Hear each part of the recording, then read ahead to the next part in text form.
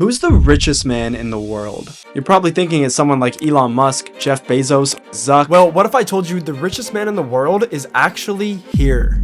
Hidden away in the forest near a small town in the countryside of Japan. This is Katsumi Ohashi.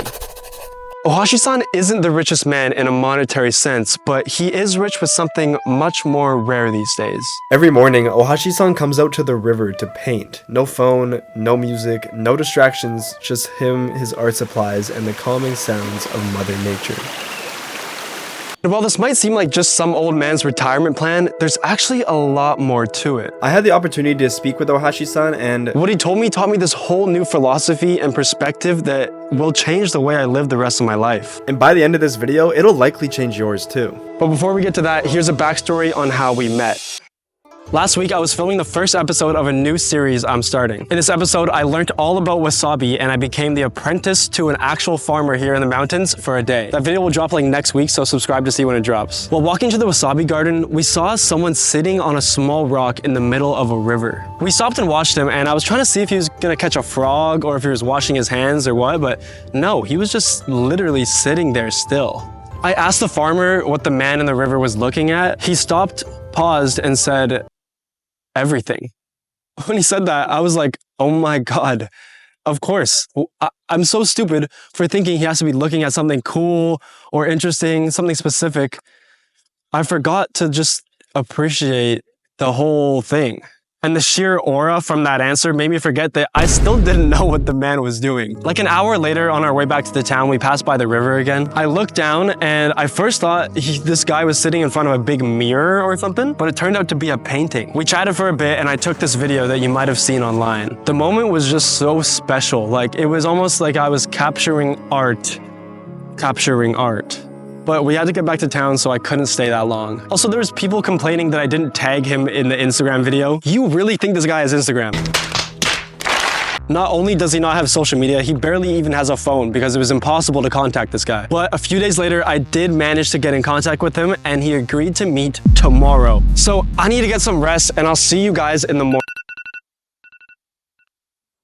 While on my way to the mountains, I realized why seeing him that day made me feel some type of way. I've been living in Tokyo for a year, and it's safe to say it's a pretty crazy city. There's always something going on, and there's so many really fun parts of it, but everyday life isn't as magical as what you see on social media. You know, it often gets romanticized like you're living in an anime, but the truth is, even though it's the most populated city in the world, it's really easy to feel lonely. And since I've been feeling lonely, lately it seems like I've been filling every empty space with distractions. Like I'm somehow afraid to be alone with my thoughts. Just endlessly scrolling and consuming, trying to seek something that just never seems to satisfy. When I first saw Ohashi-san, it wasn't the amazing painting that I was so taken back by. More it was the art of just him being in the moment and appreciating the natural beauty around him. And by doing this, it was almost like he became a part of that beauty himself. He just seemed like he simply enjoyed being alive, breathing the air, really just taking in everything around him. It's funny because I know that feeling. I know I had it as a kid, but somehow I lost it. So I made this my main goal in interviewing Ohashi-san. I wanted to learn the secret of re-finding that feeling that I lost again. And spoiler alert, I did. 今もまだ71になりますけども、5年、6年、7年、2007、8年界隈からそこにずっと春夏秋冬、それで通ってるというか、僕はね、現場で書くっていうのが、現場の中の空気で書くっていう、そういう仕事をしたいっていうか、制作をしたいっていうところら辺で、住んでるところは、東大和市って、立川の近くのね、町場は町場ですけども、やっぱり自分が心惹かれる場所っていうと、やっぱり自然、山か、自然の渓流だとか、そういうところでね、田舎育ちで、田んぼの中で育ったんでね、やっぱり田んぼのあぜ道をいろいろ歩いたりした、そういうのっていうのがね、そういう思いっていうか、それからうちの横にはちっちゃな川ですけども、川があって、で、そういうのが水への親近感っていうか、そういうのもね、そ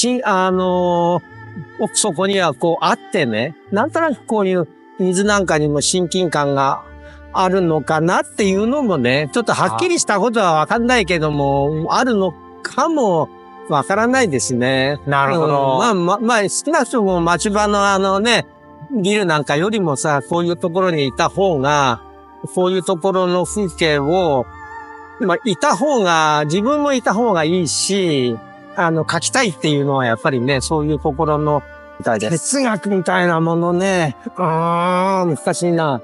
や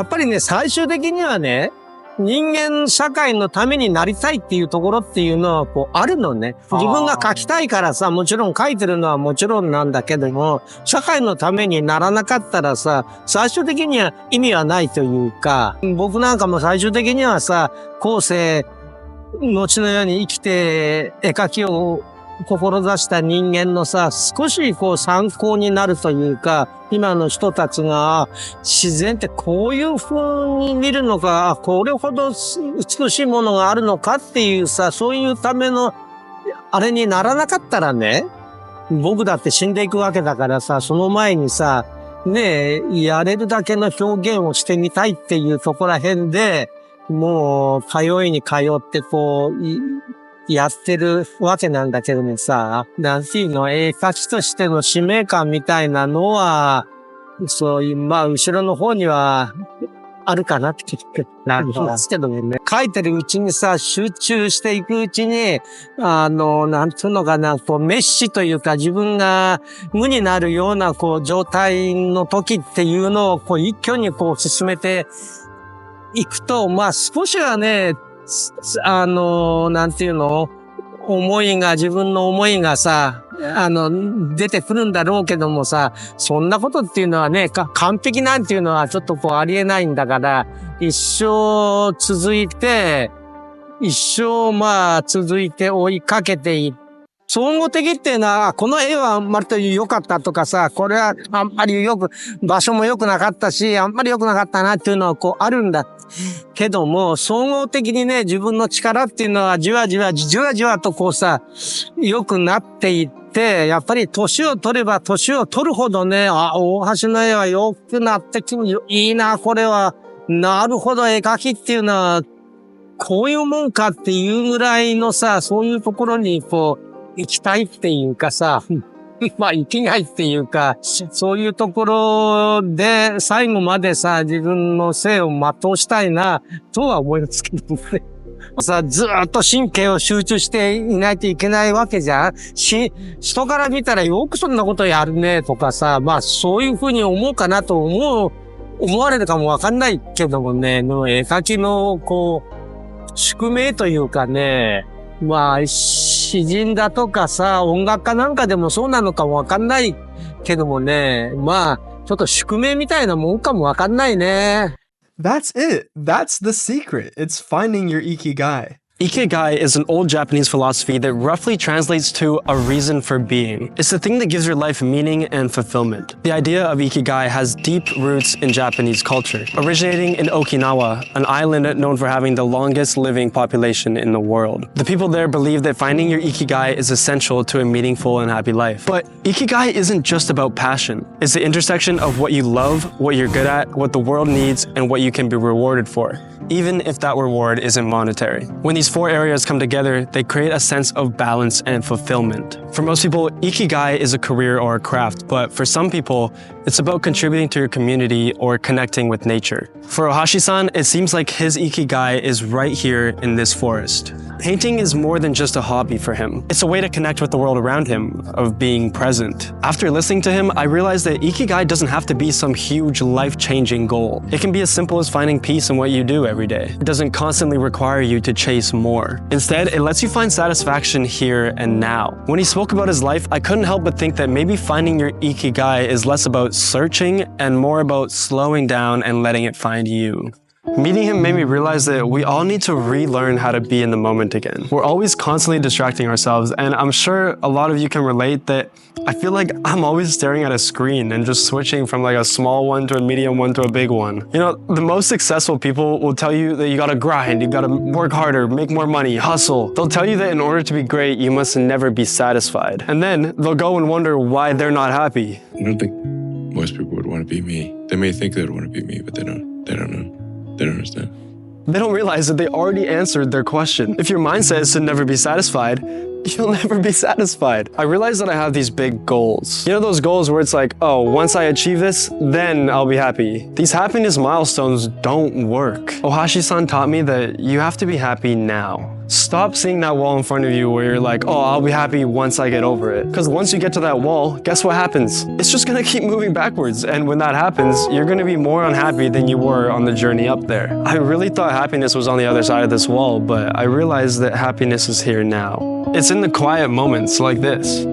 And I think a lot of people don't appreciate their moment until it's gone. If you decide to be happy with where you are right now, rather than where you think you should be, I'm sure everything will turn out how it's supposed to. For me, I think a big part of finding my Ikigai is to make videos like this. I love telling stories and meeting interesting people, so if you guys like this style of content, leave a comment and subscribe. And that's about it. If you made it to the end, love you, and I'll see you in the next video. Peace.